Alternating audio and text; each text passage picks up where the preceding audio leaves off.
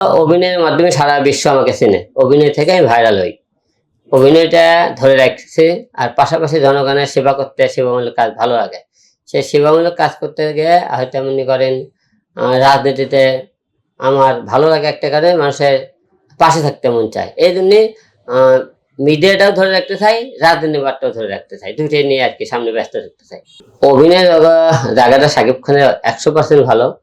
তো দেখতে শুনতে অভিনয় ভালো। এই মুহূর্তে আমাকে বাংলাদেশের ইন্ডাস্ট্রি তার মতো এমন মনে করেন দাপুটে কোনো অভিনেতা নাই এই মুহূর্তে।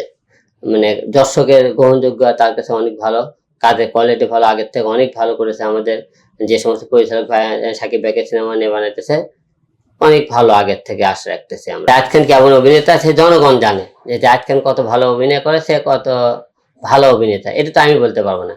আমি আমারটা নিয়ে ব্যস্ত থাকতে চাই, আর কে মনে করেন ভালো অভিনয় করে না করে জনগণ এটা রায় দিবে।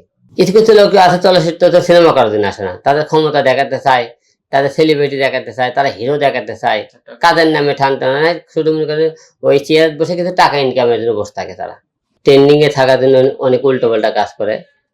আমি উল্টোপাল্টা কাজ মনে করেন, অনেকে বলে তা আমি উল্টোপাল্টা কাজ করি, মেসেজ কথা বলি, অন্যায়ের প্রতিবাদ করি, সবকিছু মিলে আমি হয়তো হল টাইম থাকি।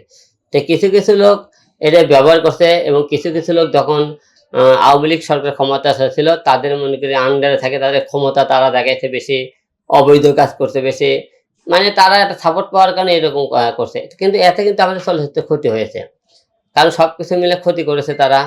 তারপরে মনে করেন ইন্ডাস্ট্রির ভালো করার জন্য তারা মনে করেন কাজ করেনি, তার নিজস্ব এককভাবে কাজ করেছে। সব মিলে আমি মনে করি যারা ইন্ডাস্ট্রিতে আমাদের চামচুমি করছে অনেকের, এই সমস্ত কাজ করে তারা এলাকার ক্ষতি করছে, আমাদের জনগণের ক্ষতি করেছে, চলচ্চিত্রের ক্ষতি করেছে।